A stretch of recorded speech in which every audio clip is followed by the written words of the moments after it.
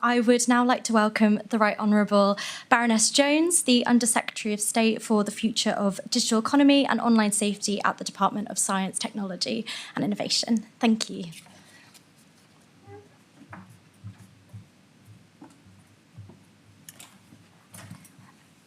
Thank you, and thank you, Paul, for your opening remarks, which were very pertinent. And I'm delighted to be here at the 2024 UK Internet Governance Forum and to see so many Internet stakeholders here. It was 20 years ago that the idea of the Internet Governance Forum first emerged from what was then called the World Summit on the Information Society. And I wanted to start by taking a minute to think about just how much has changed in that time. At the beginning of the new millennium, the information society was still coming into view. Today, we can see that society clearly. The internet has transformed almost every part of our lives. Most of us can access our bank account anywhere, at any time, and transferring money just takes seconds. Social media and video calls have given grandparents back precious time with their grandchildren, no matter how far away they live. Young people live in a world where they can find thousands of jobs just at the click of a mouse. And at the same time, almost every person will be forced to contend with the new dangers on the online world. One thing is certain, the way our internet is governed, the way we balance those opportunities and risks, will have a profound implication for all of us. And an open and inclusive space where all of us, government, the private sector and civil society, can come together to shape the future of the internet is more important than ever. That space is, of course, fundamentally global. Next month, the UK will be a proud voice for global collaboration at the UN Internet Governance Forum in Saudi Arabia. Here in the UK, we have the opportunity to tackle some of the most pressing issues which will define the shape of the information society which it takes in years to come. And it would be remiss of me not to take the chance to thank Nominate and Paul for organising such a brilliant event. But you know, if the internet is to be a force for good in the world, then the opportunities it offers must be available to all. To build an information society where everyone can see the place for themselves, a place for themselves, and digital inclusion must be a top priority. That means ensuring that everyone, no matter what their circumstances, has access to the skills and support to participate in a modern digital society and the confidence to seize those opportunities that the internet offers. That means affordable, reliable internet connectivity with devices that work for people that use them. It means ensuring that people know how to meet their own needs and to stay safe online. And it means providing accessible digital services that save people time and money, whilst ensuring that there are exceptional pathways available to those who need them.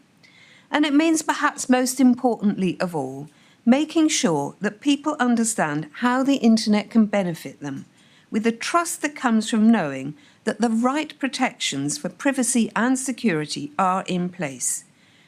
We know that digital exclusion disproportionately impacts certain demographics, including older people.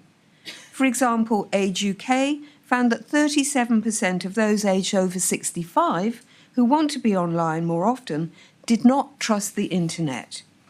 That's why we'll be working closely with civil society and with local authorities to ensure that our approach can reach those people and meet their needs. Digital inclusion is where we start, but we know that people will not want to seize the opportunities of the online world unless they are confident they are safe.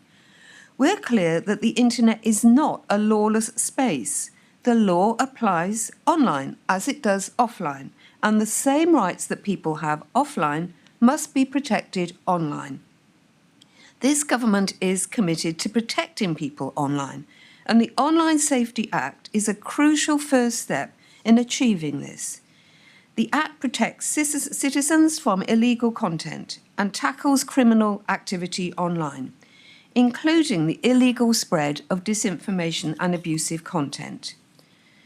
Social media companies and search services now have new duties to ensure the safety of the users on their platforms, making them accountable for the content shared and the interactions that occur. The new laws extend to all companies that allow users to share and post content online or to interact with each other, regardless of whether the companies are based in the UK or abroad. In December, Ofcom will publish their illegal harms codes and guidance. These will be laid before Parliament, at which point tech companies will have to start assessing the risk of illegal content appearing on their platforms. We expect the codes to be fully in effect by spring next year, and Ofcom will then be able to take robust enforcement action against those failing to do so. The child safety duties will be published in spring 2025, and the government is working to ensure they are fully in effect by summer 2025.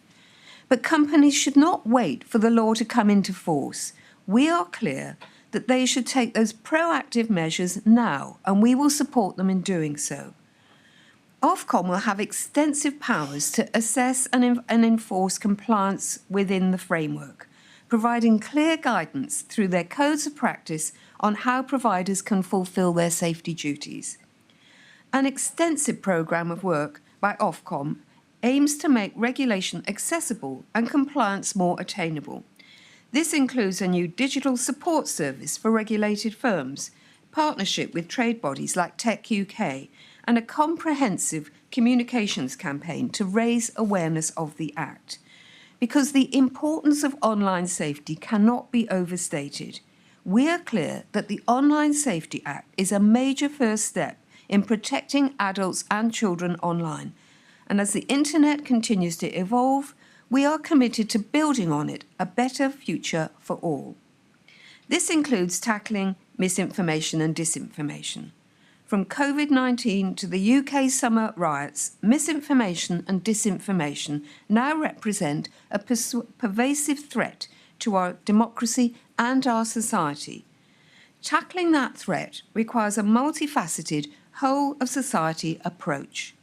The Online Safety Act will be a key tool in that mission, requiring services to tackle misinformation and disinformation where it's illegal or harmful to children, from content or for content that might be harmful to them.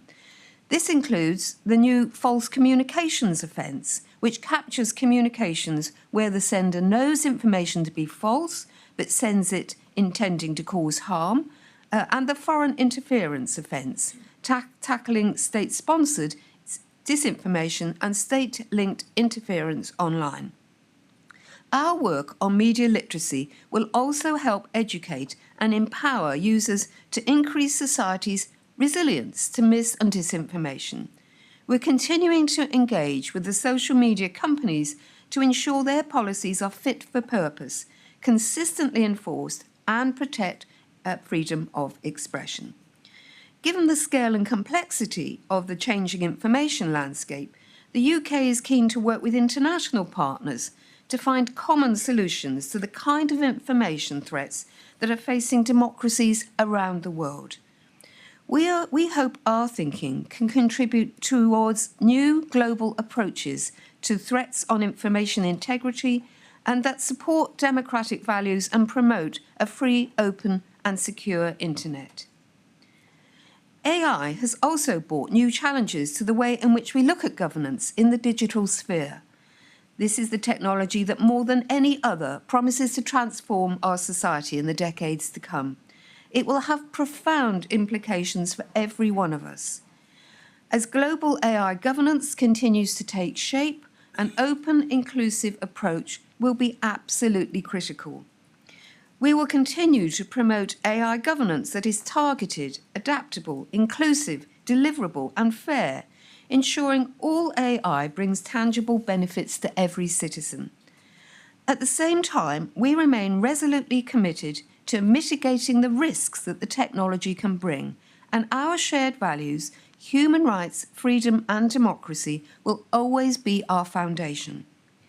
It's clear that governments cannot achieve these aims on their own. The wider multi-stakeholder community have critical roles to play. Though the internet has changed profoundly over the last 2 decades, we can learn a lot from the multi-stakeholder model of internet governance that was agreed in WSIS nearly 20 years ago. The UK has a long-standing commitment to supporting that multi-stakeholder model of internet governance. We believe all stakeholders have a role to play in how the internet is run. It's this open, distributed framework for internet governance that has enabled the internet to grow and develop so quickly and successfully. It now offers enormous economic and social opportunities to people throughout the world. The multi-stakeholder model is crucial for producing effective, collaborative solutions to complex problems by drawing on diverse perspectives. It also allows issues to be resolved by those closest to the problem and with the relevant expertise. The UK IGF takes place as we're about to enter a critical year for internet governance. The UN recently agreed a new global digital compact, which was passed in September at the UN General Assembly. And we're pleased that the compact says clearly that internet governance should continue to be multi-stakeholder. Now we're about to move into the 20-year review of WSIS, a critical milestone for anyone with a stake in the future of internet governance. Our aim are to maintain a free, open, secure, interoperable global internet, to ensure an internet environment which supports innovation, investment and open markets, to promote sustainable development and effective multi-stakeholder governance model that serves the global community. We will continue to oppose the kind of top-down intergovernmental model that has been promoted by some authoritarian regimes around the world.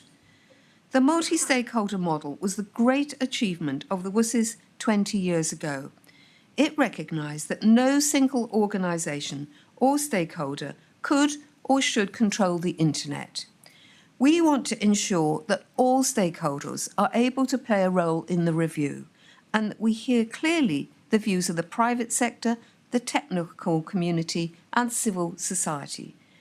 For example, I'm delighted that Nominet has taken an initiative to join with the counterparts from Canada, Australia and New Zealand through the Technical Community Coalition for Multi-Stakeholderism in order to help ensure the technical community is clearly heard. The WSIS is also developing a development agenda, including a set of action lines which set out in detail a shared global commitment to bridge the digital divide. We need to use the WSIS review to make sure that the development agenda is up to date and fit for purpose. We'll support the aim to connect that 1/3 of the world's population which does not yet have access. And we'll support efforts to ensure WSIS' agenda keeps pace with the opportunities and challenges of new technology.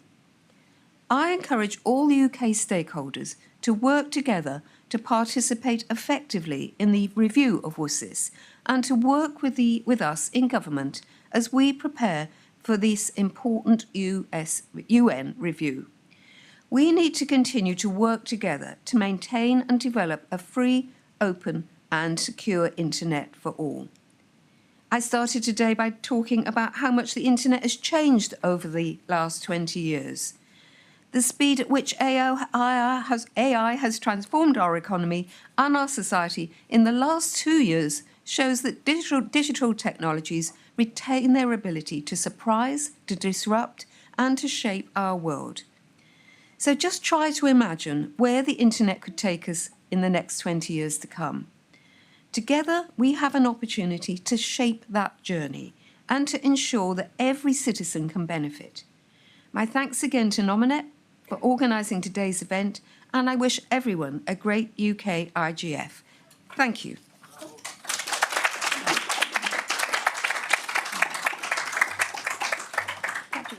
Thank you very much, Baroness Jones. Yes, of course, if you'd like to. Yes, I think if the microphone's on, that should work. Does anybody have any questions to yourself? Yeah. Thank you very much for an excellent speech and a great way to start the day. I'm Ian Corby from the Age Verification Providers Association. I think the two things that are going to make we require for the internet are obviously trust in it and practicality. And I think a key part of trust is knowing who you're dealing with on the internet and therefore digital identity. I'm very pleased to see the new government picking up where the last one left off on taking forward digital identity online. But have you looked at the opportunity to also follow up on their consultation on using a digital proof of age in real life as well? And basically making sure that when you use a digital ID, whether it's online or in person, it has equivalent standing to pulling out a tatty old passport. Well, shall I sit down or stand up? Oh, maybe, yeah, that might be better with the microphone. Is that okay? So, thank you. That's a really important question. And one thing I've learned since being in this job, well, of course, I absolutely agree with you about the importance of trust, absolutely crucial. But also the other thing that I've learned is the speed with which age verification techniques have moved at pace. One thing we didn't want Ofcom to do is to specify too quickly, this is what an age verification system ought to look like, because in a year it'll be out of date because you have become more and more sophisticated than governance can be, if you like. The private sector are moving ahead with all of this. So we will need to have age verification underpinning the effects of the Online Safety Act, absolutely necessary. But I think we need to find a way to word the requirements so that it's the best in class of what people are able to do. So some platforms are able to do it in a more sophisticated way than others. That's great. We will expect you to do that. Others have other face recognition techniques and so on. Great. We want you to use those. So we want to go with the mood, with the trend, to make sure, and Ofcom will need to make sure that they oversee and support this system. But we want to make sure that any standards that we set are the minimum and that people can flourish, because the more you're able to provide proper age verification, the more people will have trust with the services and the more they'll use them. So, if parents can have absolute confidence that the services their children are using have been age verified, they're more likely to allow their child to have a mobile phone, for example. So it goes without saying that it's absolutely crucial, and it's a really good question. Thank you. The gentleman here. Good morning, Under-Secretary. Neil Sharpley, Federation of Small Businesses. May I ask you a digital economy question, please? Hundreds of thousands of small businesses and large businesses also trade using online platforms. Over the last 10 years, there have been various attempts to regulate or control some of the mechanisms that exist. And whilst you rightly say that the law applies online, that is meaningless unless there are mechanisms to make sure that it does apply.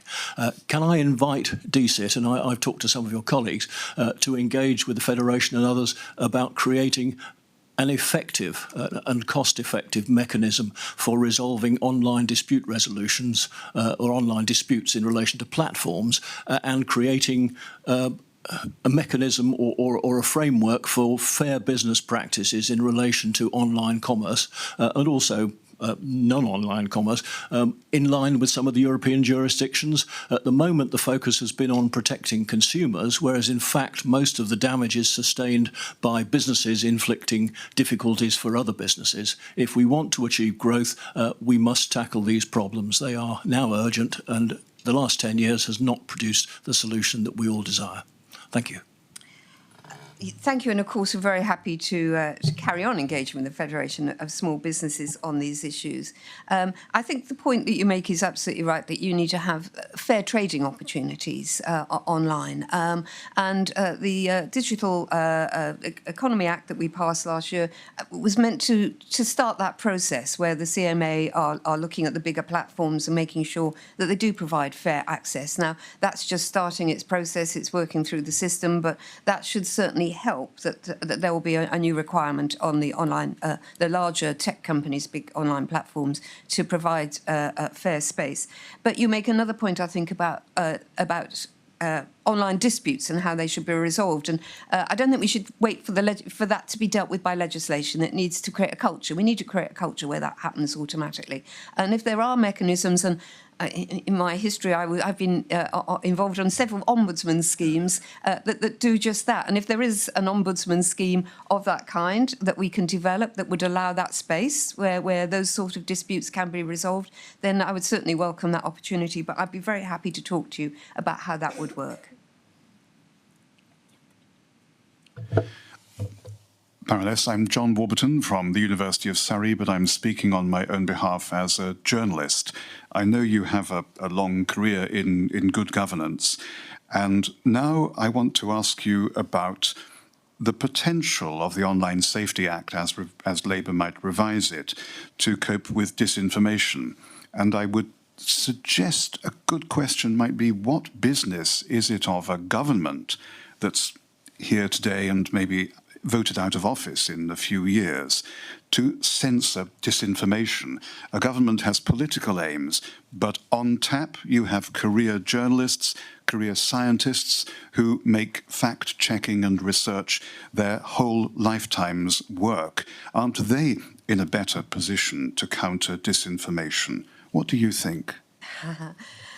Do you know, I think this is a case for a dissertation rather than a quick question. But it's a very good question you pose. And firstly, I should say I don't think that this government or any government thinks that they are in charge of deciding what is information, information and disinformation. And I don't think we should do that. Which is why we've tried. Our attempt has been to say that. The arm's length organisations like Ofcom should play a role in doing all of that. But the other important point here is we do need, and I think this is your point, a robust journalism, and we need to make sure that that is protected.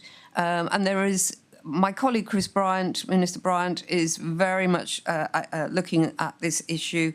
We need to make sure that online messages and people who deliberately distort things online can be counteracted by good journalism. I'll just give you an example. I was talking to somebody from Reach, the Reach, which organises all the local newspapers, who were telling me that during the Southport riots, if you typed in Southport riots onto an internet search, you would get comments from people in Zimbabwe or Turkey or whatever before you ever got to the actual stories that the local journalists who were on the ground who'd actually witnessed things actually were posting. So we need to make sure that the good stories, the honest stories, get to the top of those search engines, and that's a big issue for us.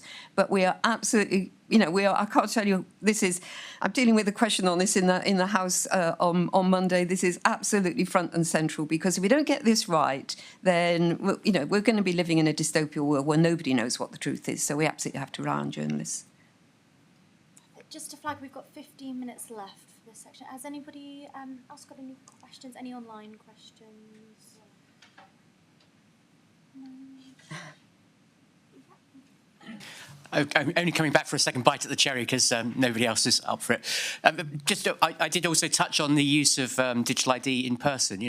Kids these days, they don't leave the house with a wallet or even keys. They just go out with a phone, and they want to be able to go into Sainsbury's and just buy some beer using digital ID. And of course, if you've got digital ID for that purpose, you're more likely to have it for online purposes.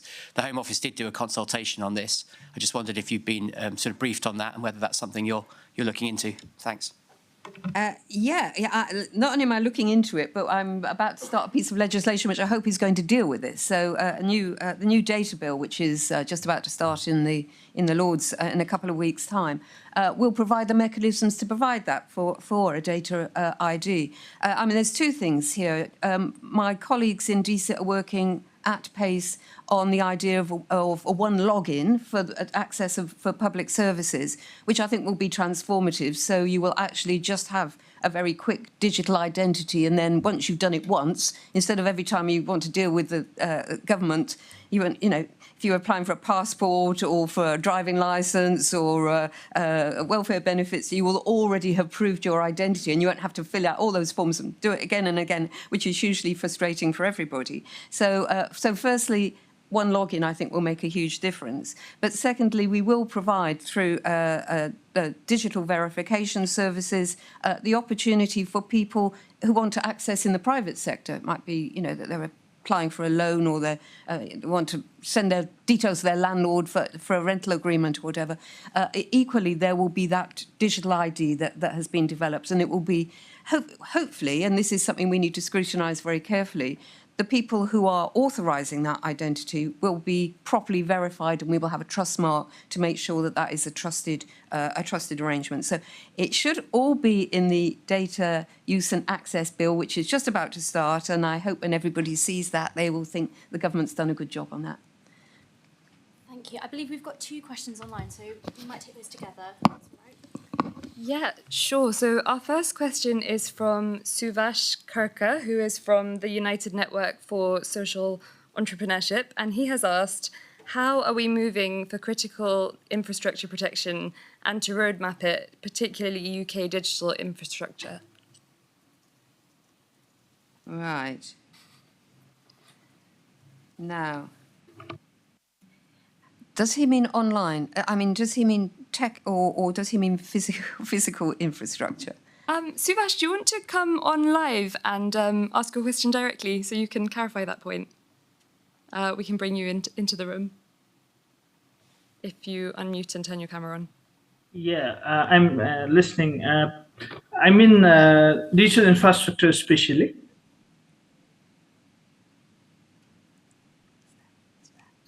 Okay, so is your question, how is the government kind of protecting UK digital infrastructure? Yeah, the thing is, especially the bad actors are targeting the critical infrastructure and digital infrastructure elsewhere. So my question especially is how we are going to protect UK's digital infrastructure, especially what will be the roadmap from the government side? That is my question. Okay. Well, isn't that in part what you're doing here? I think if we're talking about the internet, for example, then we are reliant on those people who are providing those sort of multi-stakeholder arrangements to ensure that people who access do get proper, secure access to those services. But there is another angle on all of this, which may or may not answer your question, which is, again, going back to the data bill. We've got a new initiative called NUAR, the National Underground Asset Register, which is looking at the physical infrastructure. So when I say that, I mean broadband cabling, the masts for mobile phones, all of that physical infrastructure, and is being mapped out as we speak. And the National Underground Asset Register, which is a huge amount of work already happening, will enable people to access in a secure way all that physical infrastructure, which we will have to rely on to ensure that all those services can continue and they can't be disrupted by people trying to blow up the cabling or whatever else they might do. I don't know if that's I don't know. I hope that answers your question. I'm sorry if it doesn't, but by all means, if you don't feel like I did, then you could drop me a note. Great. I've had a few more questions online. So we have one from Maria Palmieri, and that is, does the Labour government anticipate delivering the Online Safety Act as has been laid out without any additional regulatory burdens in the future of this Parliament? That's quite a long one if you want me to repeat it. Right, OK. Well, I think the short answer to this is our priority is to implement the Online Safety Act, which has already passed as an act. So we're now working with Ofcom to roll it out. So I think when I set out in my speech, there are timescales for some aspects of it to be rolled out. But our first priority is to make sure that the Online Safety Act is rolled out as it is, as fast as we possibly can. People are getting very frustrated that it's taken a long time, but within the legislation itself, it was meant to be a phased introduction, and that's what's happening now. The Secretary of State has said, I think publicly a couple of times now, that we will, going forward, have to keep it under review. As new technologies come on stream, as new threats come on stream, we might need to look at whether other bits of legislation are necessary. But we're not going to revive the Online Safety Act anytime soon, but it might be that we do need to do take other steps to make sure that all the things that we've talked about a safe and secure online activities can continue. So it will be kept under review, but we don't have any clear plans yet to introduce any other legislation. One more, and then I'll go to the gentleman over here. Yeah. So it's another legislation-related one. So this is from Robert Can, who's at Full Fact. And his question is, Clause 123 of the Data Bill aims to improve access for researchers to internet companies' data for means of online safety. Is it the government's intention that this measure will cover the widespread legal but harmful misinformation that affects adults? So that's about whether the measure in Clause 123 of the Data Bill will address legal but harmful content and misinformation that affects adults. Well, I have to say I haven't got Clause 123 in front of me at the moment. But in terms of research access, then the first thing to say about that is that we are looking again at what the European model is, and by and large, we're trying to make sure that we are aligned with what's happening in Europe on that issue of access for researchers.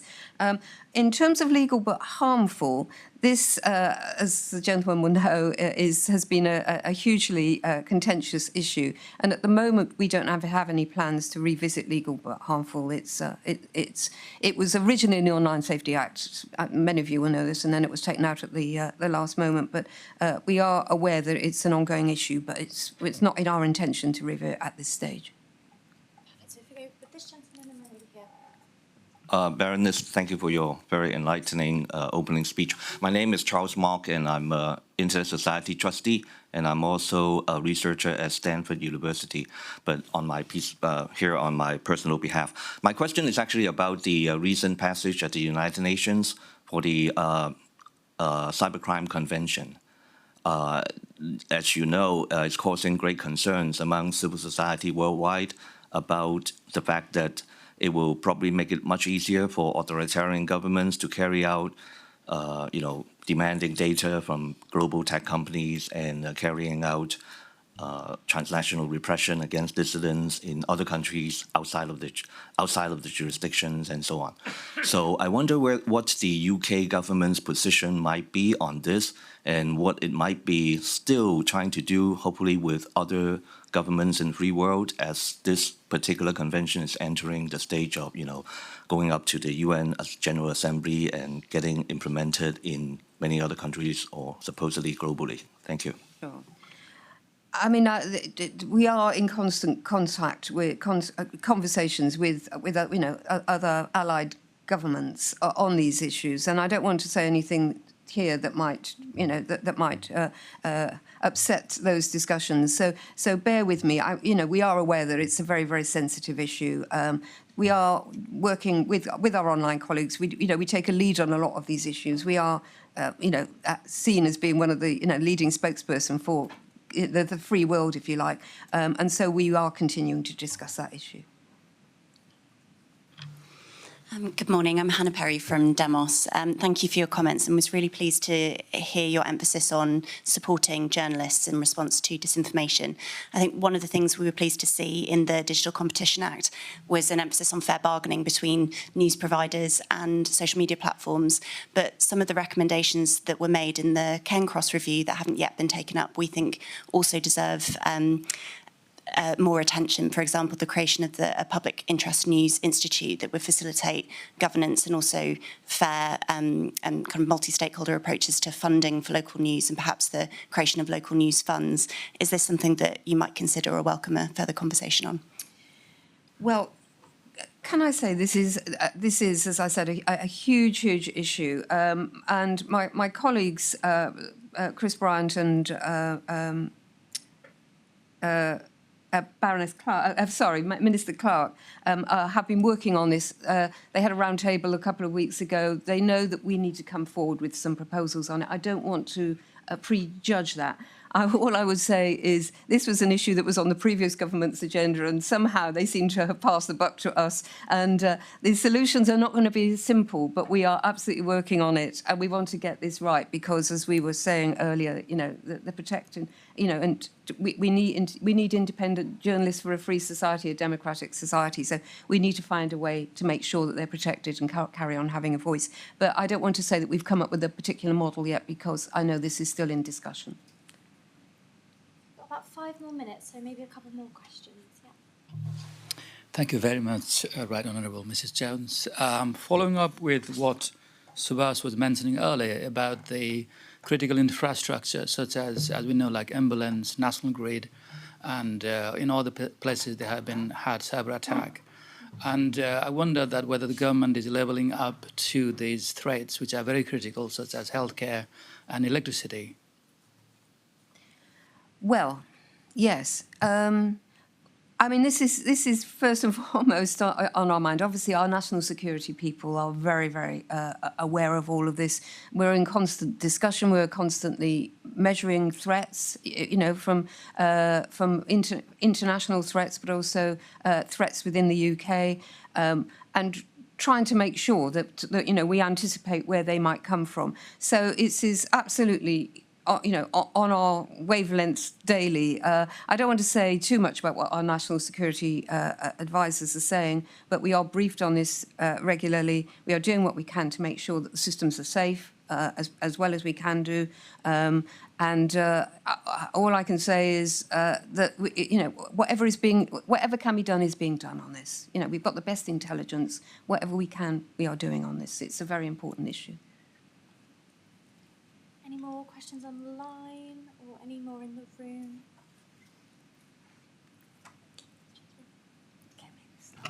You spoke earlier on digital identity in the context of age and online safety and things of that kind. About 1 in 5 of the UK population are not capable of, quotes, proving their identity because they don't have a current passport. They don't have a current driving licence. Increasingly, youngsters do not learn how to drive in inner cities. Therefore, they can't, you name it, they can't use it.